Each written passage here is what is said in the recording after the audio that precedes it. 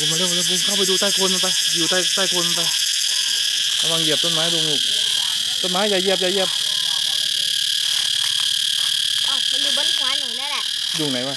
หมุนขึ้นไปดูดิตัวอยู่ไหนเขาขึ้นเป็นเพราะมันเป็นนะนั่นไงเจอแล้วอยู่นู่นไง